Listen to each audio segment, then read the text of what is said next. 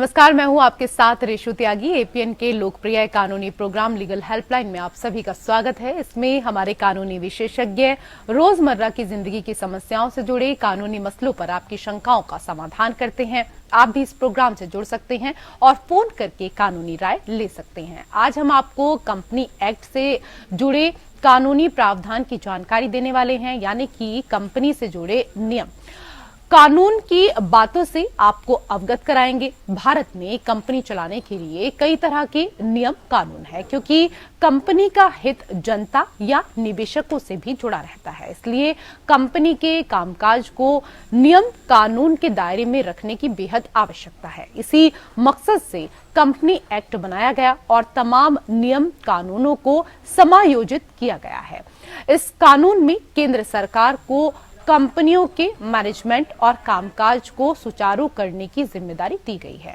Company अधिनियम में company के संगठनात्मक, वित्तीय, प्रबंधकीय और सभी संगत पहलुओं से संबंधित क्रियाविधियां हैं।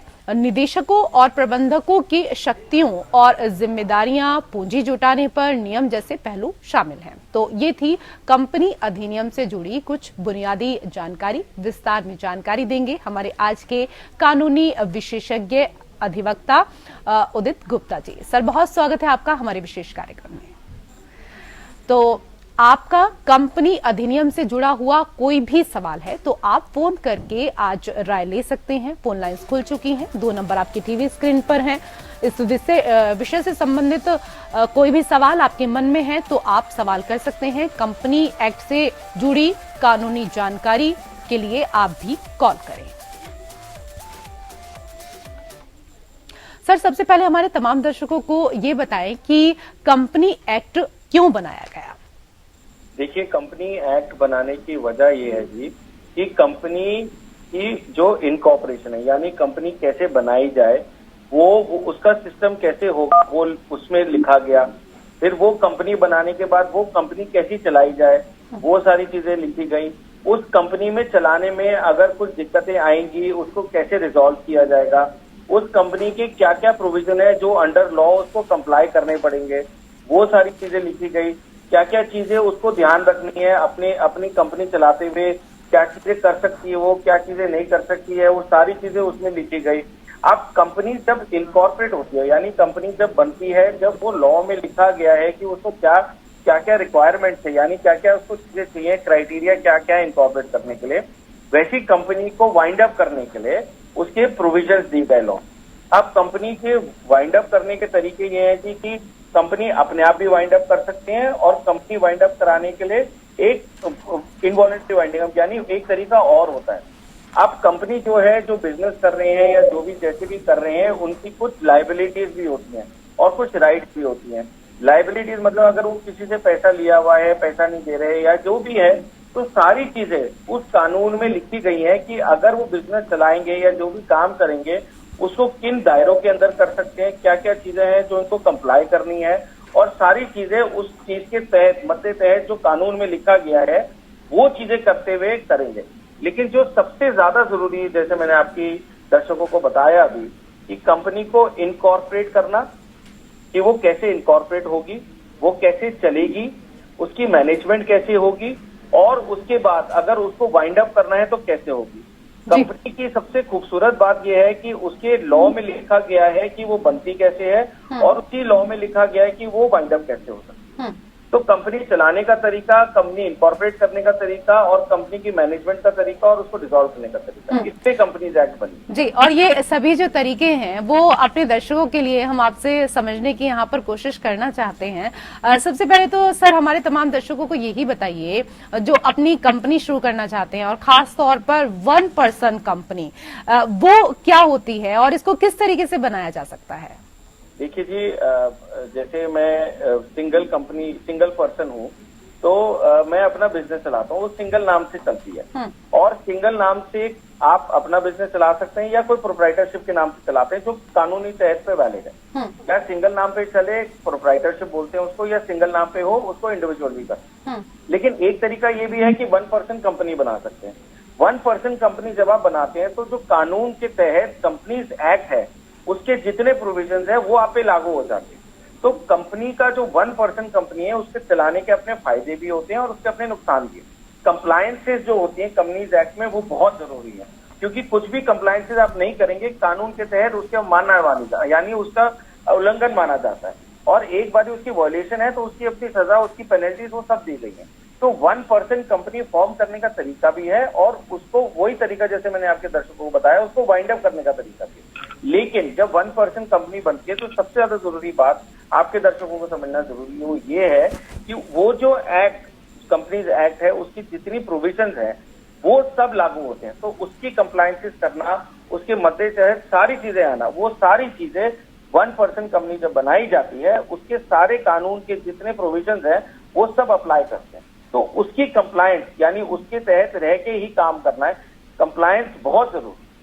तो 1% कंपनी बनाकर कंपनी चला के लेकिन उसकी कंप्लायंस करना और उसकी सारी चीजें करना, तरीके से चलाना उसकी सबसे ज्यादा जरूरी। वॉयलेशन स्टैट्यूटरी प्रोविजंस की अलाउड नहीं है। अगर आप वॉयलेशन और स्टैट्यूटरी प्रोविजंस करेंगे तो उसकी सजा आपको मिलेगी। जी, ये तो यहाँ पर बात हुई सर 1% कंपनी को लेकर।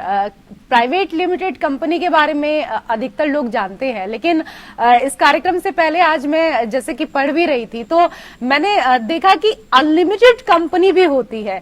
इसके बारे में भी आपसे जानना चाहेंगे कि अनलिमिटेड कंपनी क्या होती है और इसको किस तरीके से बनाया जाता है। देखिए जी, एक चीज आपके दर्शकों को बता देता हूँ। जब कंपनीज बनती हैं तो एक शेयर होल्डर भी उसमें जुड़े होते हैं। तो जो कंपनी चलाते हैं उनके लिए सबसे ज्यादा जरूरी ये होता है कि जो शेयर होल्डर का पैसा है, यानी शेयर होल्डर जो पैसा कंपनी में लगा रहे हैं या उनका पैसा है, उसको जरूरी मद्देनजर रखते हुए सारी काम होने चाहिए। यानी वो पैसा जो कंपनी के पास शेयर होल्डर के थ्रू आता है उनकी तरफ से कंपनी को एक तरह से कंपनी की रिस्पॉन्सिबिलिटी है कि जो पैसा उनका आया है उसको ठीक तरह से यूज करें। तो शेयर होल्डर्स की तरफ एक बहुत बड़ी जिम्मेदारी बनती है। अपार्ट जो अपनी डायरेक्टर्स की रिस्पॉन्सिबिलिटी, प्रमोटर्स की रिस्पॉन्सिबिलिटी वो भी है, लेकिन एक शेयर होल्डर्स की जो तरफ रिस्पॉन्सिबिलिटी कंपनी की रहती है उसको एक हायर फुटिंग पे माना जाता है, फर्स्टली। सेकेंडली, दूसरी बात आपके दर्शकों को बताना चाहता हूं मैं कि अनलिमिटेड कंपनी का लायबिलिटी का मतलब ये होता है जो मेंबर्स होते हैं, जो चलाते हैं कंपनी, जो सारे होते हैं, उनकी जो लायबिलिटी होती है वो अनलिमिटेड होती है। यानी ये नहीं होता कि उनकी जो शेयर होल्डिंग है उसके हिसाब से उनकी लायबिलिटी बने। अनलिमिटेड मतलब जितना भी लायबिलिटी अगर कंपनी पे आती है वो सारी देनी पड़ेगी, उनकी कैपिटल से, उनकी शेयर होल्डिंग से वो चीजें नहीं बनेगी। सो अनलिमिटेड लायबिलिटी यानी आप शब्द में ही समझिए, सारे जवाब है। अनलिमिटेड लायबिलिटी मतलब कि एक जो चला रहे हैं कंपनी, जो मैं उनके ऊपर एक अनलिमिटेड लायबिलिटी है कंपनी की। अगर कल को लायबिलिटी आती है तो वो सीमित नहीं है, वो अनलिमिटेड होती है। जी सर, सबसे पहले आपने जानकारी दी हमारे दर्शकों को प्रोप्राइटरशिप यानी 1% कंपनी को लेकर। अनलिमिटेड कंपनी के बारे में भी आपने विस्तार से बताया, और प्राइवेट लिमिटेड कंपनी की अगर हम यहाँ पर बात करें, जो दर्शक इस के बारे में नहीं जानते हैं, जरा उनको भी समझाइए कि अगर वो अपनी प्राइवेट लिमिटेड कंपनी बनाना चाहते हैं तो किस तरीके से वो इसको बना सकते हैं, ये क्या होती है और इसको बनाने के नियम क्या कुछ होते हैं। देखिए, पहले मैं आपके दर्शकों को एक चीज क्लैरिफाई कर देता हूँ। जो प्रोप्राइटरशिप फर्म होती है और जो 1% कंपनी होती है टोटली अलग जी। मतलब प्रोप्राइटरशिप जो फर्म, उसके लिए कंपनीज एक्ट नहीं लागू होती है अगर प्रोप्राइटरशिप चलेगी, यानी इंडिविजुअल बिजनेस चला रहा है नाम से। लेकिन अगर 1% कंपनी बनती है तो 1% कंपनी में, क्योंकि कंपनी का नाम जुड़ जाता है, ठीक है, 1% कंपनी यानी कंपनी क्या है, तो जैसी कंपनी होती है, जुड़ती है, तो जितना कंपनीज एक्ट के स्टैट्यूटरी प्रोविजन है वो लागू हो जाते हैं। ये प्रोप्राइटरशिप में, इंडिविजुअल बिजनेस में लागू नहीं होते। तो कंपनीज एक्ट जो है वो बड़ा स्ट्रिंजेंट, क्योंकि कंप्लायंसेस बहुत ज्यादा है।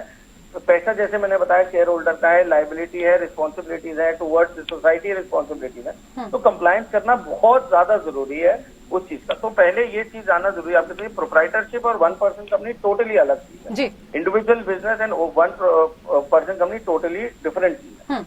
अब आपके दर्शकों को, जैसे आपने सवाल पूछा प्राइवेट लिमिटेड कंपनी क्या होता है, देखिए जी, अभी जैसे मैंने आपके दर्शकों को समझाया अनलिमिटेड कंपनी, इसके ही शब्द में ही इसका जवाब है। यानी जो अनलिमिटेड कंपनी होती है उसकी लायबिलिटी लिमिटेड नहीं होती। अब अगर हम इस शब्द को समझे प्राइवेट लिमिटेड कंपनी, अब इसी शब्द में इसका आंसर है, यानी जो लिमिटेड हो, उस जो भी चला रहा है कंपनी, उसकी जो शेयर होल्डिंग कैपेसिटी है उसकी लायबिलिटी उतनी ही लिमिटेड हो।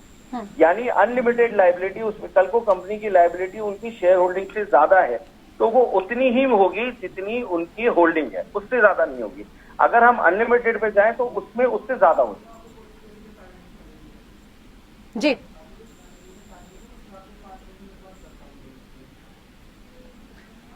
जी कई और चीजें हैं जो हम आपसे समझने की कोशिश यहाँ पर करना चाहते हैं सर हमें सीएसआर के बारे में भी समझाएं जो दर्शक इस वक्त इस कार्यक्रम को देख रहे हैं। सर सीएसआर क्या होता है और क्या ये जरूरी है, क्या इससे कर की भी बचत होती है?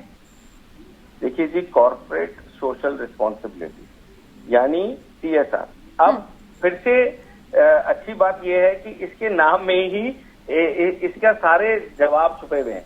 कॉर्पोरेट सोशल रिस्पॉन्सिबिलिटी मतलब कॉर्पोरेट मतलब जो कंपनी चला रहे हैं, सोशल मतलब सोसाइटी की तरफ, रिस्पॉन्सिबिलिटी मतलब उनकी तरफ रिस्पॉन्सिबिलिटी। तो यानी कॉर्पोरेट सोशल रिस्पॉन्सिबिलिटी ये ऐसी चीज लाई गई कंपनीज एक्ट में जिसके तहत जो कंपनीज हैं वो उनकी सोसाइटी की तरफ, यानी जो सोसाइटी है उनकी तरफ कुछ सोशल रिस्पॉन्सिबिलिटीज लागू की गई। वो लागू में ये की गई कि हर कंपनी जो भी प्रॉफिट कमा रही है, जो भी कर रही है, उससे कॉर्पोरेट अपनी जो कमाई का कुछ हिस्सा या कैसे भी सॉरी वो सोसाइटी की तरफ करें, उसका बेनिफिट भी बिल्कुल मिलता है। और उसका सबसे ज्यादा बेनिफिट क्या है, जो कंप्लायंस है कंपनीज एक्ट की वो जरूरी होती है। यानी जो कॉर्पोरेट सोशल रिस्पॉन्सिबिलिटी है, जो कंपनी की सोशल रिस्पॉन्सिबिलिटी है towards the society, that also gets fulfilled by complying with CSR provision. Now अब इसमें क्या है जी, सीएसआर के प्रोविजन, अब हर कंपनी के अपना एक तरीका है। हर कंपनी एक तरीके से अपनी सीएसआर फुलफिल कर सकती है। कौन सी संस्था में कैसे करते हैं, ये हर कंपनी अपना देखती है। लेकिन इसको इसलिए लागू किया गया कि जो कंपनीज है वो टुवर्ड्स सोसाइटी कुछ काम करें। तो ये सीएसआर रिस्पॉन्सिबिलिटी बहुत अच्छी और बड़ी थी। सर हम अपने दर्शकों के लिए आपसे आगे ये भी समझना चाहेंगे कि अगर कोई कंपनी का विलय करना चाहता है तो विलय किस तरीके से होता है और इनमें किन मुख्य नियमों का पालन करना पड़ता है? विलय मतलब आप मर्जर की बात जी। देखिए जी, जो ये मर्जर्स होते हैं इसको मैं कॉर्पोरेट रीस्ट्रक्चरिंग स्ट्रेटेजी भी बोलता हूँ या बिजनेस स्ट्रेटेजी भी है। सबसे पहले तो समझने का आपके दर्शकों को जरूरत यह है कि मर्जर होता क्या। मर्जर ये होता है जी, जिसके जैसे मैंने आपको बताया कॉर्पोरेट रीस्ट्रक्चरिंग स्ट्रेटेजी हो या बिजनेस स्ट्रेटेजी हो, जब दो कंपनियां मिलके एक तीसरी कंपनी बनाती है यानी एक नई कंपनी बनाती है तो उसको मर्जर बोलते हैं। यानी दो कंपनी एक दूसरे में मिल जाती है। ये एक बिजनेस का करने का एक तरीका हुआ, या आप इसको मान लीजिए कॉर्पोरेट स्ट्रेटेजी रीस्ट्रक्चर करने का एक तरीका हुआ। तो जब कंपनियां ये सब चीजें करती हैं तो इनको मर्जर बोलते हैं। लेकिन मर्जर करना इतना आसान नहीं है। जैसे मैंने आपके दर्शकों को बताया शुरू में कि कंपनीज एक्ट की कंप्लायंसेस बहुत सारे होते हैं और स्टैट्यूटरी प्रोविजंस बहुत सारे जिनको कंप्लाई करना जरूरी है। विदाउट कंप्लाइंग आप उसकी अवमानना नहीं कर सकते, मतलब उसकी वॉयलेशन नहीं कर सकते। तो कंपनीज एक्ट के तहत रह के जो रेगुलेशन रूल्स दिए हैं उनके तहत रह के ही सारी चीजें होती हैं। तो मर्जर जब होते हैं, सारी चीजें जब होती हैं तो उसकी कंप्लायंसेस बहुत जरूरी होती है। अप्रूवल बहुत जरूरी है मर्जर में। तो कंपनी जो मर्ज कर रही है एक दूसरे में, तो उनके बोर्ड ऑफ डायरेक्टर्स का अप्रूवल, शेयर होल्डर्स का अप्रूवल, और ये सबसे ज्यादा जरूरी आजकल है कि ये एंटी कॉम्पिटिटिव नहीं होनी चाहिए, मतलब कंपटीशन में खत्म, मार्केट में कंपटीशन नहीं खत्म करना चाहिए। तो आज की डेट में ये जो मर्जर्स होते हैं इसकी कंप्लायंसेस, रेगुलेशंस, रूल्स कंप्लाई करना बड़ी जरूरी है। लेकिन जैसे मैंने ब्रीफ में समझाया कि जब दो कंपनियां बनती हैं तो मर्जर बोलते हैं, और इसके लिए अप्रूवल बहुत जरूरी है। बिना अप्रूवल के कोई भी मर्जर नहीं माना जाता। बोर्ड ऑफ डायरेक्टर्स का अप्रूवल हो गया, शेयर होल्डर्स का अप्रूवल हो गया, ये सब अप्रूवल मैंडेटरी है। जब ये अप्रूवल्स होते हैं, सब चीजें हो जाती हैं, एंटी कॉम्पिटिटिव नहीं होता ऐसा था, तो ये मर्ज होकर नई कंपनी बनती। जी, आपने यहाँ पर हमारे दर्शकों को विभिन्न प्रकार की कंपनियों के बारे में बताया कि किस तरीके से ये बनती हैं, किस तरीके से कार्य करती हैं। लेकिन सर ये भी बताएं कि कंपनी के डायरेक्टर की किस तरीके से क्या कुछ भूमिका होती है और ये चुने कैसे जाते हैं? देखिए जी, कंपनी के डायरेक्टर जो हैं ये चुने जैसे खुद आपस में चुन सकते हैं डायरेक्टर की कौन डायरेक्टर बनेगा और कौन कंपनी चलाएगा। तो अब इसमें सबसे ज्यादा जरूरी आपके दर्शकों को जानना ये है कि डायरेक्टर्स का रोल क्या होता है कंपनी में, क्योंकि एक बहुत बड़ी कंफ्यूजन रहती है कि कंपनी का जो डायरेक्टर है वो लायबल नहीं होता, लेकिन क्यों कंपनी लायबल होती है, डायरेक्टर लायबल नहीं होता, इंडिविजुअल रिस्पॉन्सिबिलिटी नहीं है, कंपनी की रिस्पॉन्सिबिलिटी है। तो जो सबसे ज्यादा जानना जरूरी होता है, जो डायरेक्टर होता है वो डे टू डे अफेयर्स, मतलब जो कंपनी चला रहा है, जो कंपनी चला रहा है वो एक तरीके का डायरेक्टर हो गया जी। यानी जो person who is looking after day to day management of the company, looking after the affairs of the company, looking after the business of the company, वो एक तरह का डायरेक्टर है। हालांकि डायरेक्टर के लिए कंप्लायंसेस बड़ा जरूरी है, जो आपको जैसे एमसीए में फॉर्म वॉर्म फाइल करना होता है, वो सारी फॉर्म करके वो सब चीजें होती हैं। आजकल नंबर ऑफ डायरेक्टर्स एक कंपनी में लिमिटेड हो सकते हैं, आप एक नंबर से ऊपर नहीं जाते, वो सारी चीजें आपकी कंप्लायंस की जरूरी है, वो कंप्लायंस की तरफ हो गया। लेकिन जो दर्शकों को समझना जरूरी है कि डायरेक्टर कौन होता है, वो डायरेक्टर वो होता है जो कंपनी की डे टू डे अफेयर चलाता है। तो डी हॉर्स जो हमारी कंप्लायंसेस हैं, फॉर्मेलिटीज हैं, वो सब पूरी करने के बाद जब वो डायरेक्टर बन जाता है तो एक कंपनी को जो चलाता है, जो लुकिंग आफ्टर, वो डायरेक्टर चलाया जाता है। अब आ गई उसकी रिस्पॉन्सिबिलिटी की बात, तो बहुत बारी रिस्पॉन्सिबिलिटी डायरेक्टर्स पे भी फिक्स हो सकती है, क्योंकि वो डे टू डे अफेयर चला रहे हैं। जैसे एक आपके दर्शकों को समझाने के लिए कि अगर कभी किसी कंपनी का चेक बाउंस हो गया तो बहुत बारी ये बोला जाता है कि ये तो लायबिलिटी और रिस्पॉन्सिबिलिटी तो कंपनी की है, इसमें डायरेक्टर रिस्पॉन्सिबल नहीं है। लेकिन जो डायरेक्टर अगर चेक साइन कर रहा है या जो ऑथराइज हो साइन करने के लिए, वो भी रिस्पॉन्सिबल हो सकते हैं। तो ऐसा नहीं है कि डायरेक्टर की रिस्पॉन्सिबिलिटी कंपनी की तरफ नहीं बनती, चलाने के सिवाय उनकी लायबिलिटी कंपनी की तरफ भी बनती है। और चलाना क्योंकि डायरेक्टर का एक तरीका काम करने का है, तो वो जरूरी। अगेन कंप्लायंसेस, फॉर्म्स, ये सब ज्यादा, ये तो है ही जरूरी, बाकी चलाने का तो मैंने आपको बताया। डायरेक्टर्स के बारे में आप यहाँ पर जानकारी दे रहे हैं सर, ये बताइए कि क्या महिला डायरेक्टर रखना भी जरूरी होता है? ऐसा तो नहीं जरूरी होता। आप मतलब आप रखें, ये जरूरी नहीं है, लेकिन हाँ ये तो मतलब इंडिविजुअल कंपनीज के ऊपर होता है। सर, एक और अहम जानकारी अपने दर्शकों के लिए हम चाहेंगे कि नेशनल कंपनी लॉ ट्रिब्यूनल की स्थापना क्यों की गई और इसकी क्या कुछ भूमिका होती है? देखिए, नेशनल कंपनी लॉ ट्रिब्यूनल यानी एनसीएलटी को बनाया गया। पहले जो कंपनीज के तहत जो केसेस डलते थे वो कोर्ट्स में डलते थे, तो उसको ना एक जगह लाके एक ट्राइब्यूनल बनाया गया कि जैसे कंपनी लॉ बोर्ड होता था पहले हाई कोर्ट में भी जाती थी लिटिगेशन, तो बहुत सारी चीजें लिटिगेशन फैली हुई थी कि कुछ कहीं की जुरिस्डिक्शन बनती थी, कहीं की जुरिस्डिक्शन बनती थी, तो उसको समेटना जरूरी था ताकि हर कोई रिलीफ के लिए एक कोर्ट ना भागे, दूसरी कोर्ट ना भागे। तो उसके लिए एक नेशनल कंपनी लॉ ट्राइब्यूनल बना गया। इस ट्राइब्यूनल का जो काम है वो यही है कि जो कंपनी की जितनी लिटिगेशन है, कंपनी की लिटिगेशन यानी कि जैसे वाइंडिंग अप हो गया, जैसे शेयर होल्डर्स की कोई अग्रीमेंट हो गई, या ये सब चीजें इधर होती है जी। ये सिविल जुरिस्डिक्शन जो कंपनी के अगेंस्ट है वो फर्क है, लेकिन जो कंपनी लॉ में प्रोवाइड किया गया है, कंपनीज एक्ट में प्रोवाइड किया गया है, जो केसेस डलने चाहिए वो एनसीएलटी में डलते हैं।